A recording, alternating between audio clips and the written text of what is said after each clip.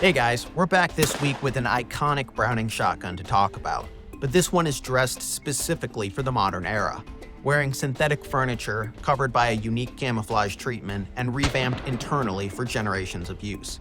This is the Browning A5 Wicked Wing. To fully understand today's A5, let's look back to the year 1899, 4 years before the first Browning Auto 5 shipped. Like many of today's guns, this story begins at the workbench of John Moses Browning. Browning knew at the time that he had a revolutionary idea, and it was one that he wasn't willing to give up on.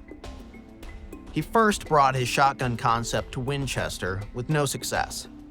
Eventually, Browning took his novel plans to FN of Belgium, where a contract was agreed upon in 1902.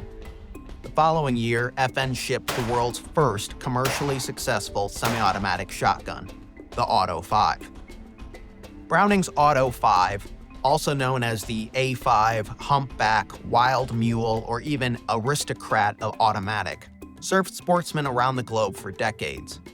Today, a version of the A5 remains in production, despite having a completely different action and many modernized features.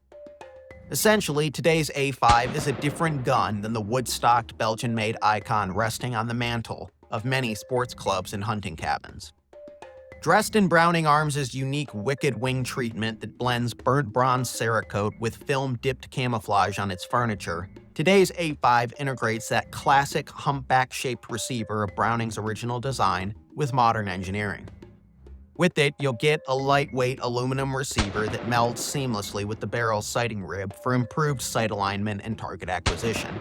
But the niceties don't stop there. Inside the A5, Browning employs its kinematic drive system, which is recoil-operated, and we found it to be quite smooth, fast, and reliable.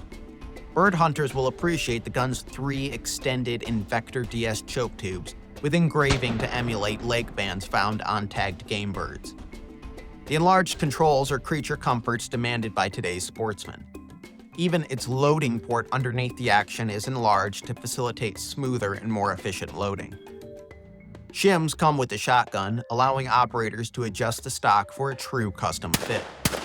Its film-dipped furniture is also robust and houses molded-in textures for a sound grip. The A5 Wicked Wing you see here on the range came to us chambered for 16-gauge shot shells. Also known as the gentleman's gauge, 16-gauge shotguns afford the user reduced recoil over their bigger bore counterparts, without sacrificing too much in the way of terminal performance. It hits a sweet spot, and on the range is where you'll notice its benefits. It's important to note that Browning catalogs several other options of the A5, from other chamberings to ones wearing wood stocks or even different camouflage patterns. Today's A5 has come a long way from Browning's first semi-automatic shotguns, and it couldn't be more apparent on the range. Browning put a lot of time and technology into making an excellent barrel for its A5.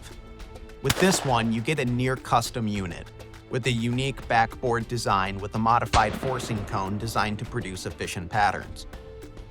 On the range, the gun's 50-50 pattern couldn't be more apparent, as it hits where you're looking. The gun was found by our testers to balance and swing quite well. The humpback receiver does help draw the eye to the target, and operation was smooth all the way through, from the shot cycle to loading. We also appreciated the scaled 16-gauge receiver, as it was more trim and lighter between the hands. For more information on the Browning A5 Wicked Wing and 16-gauge, visit browning.com, and stay tuned to AmericanRifleman.org for more on guns and gear.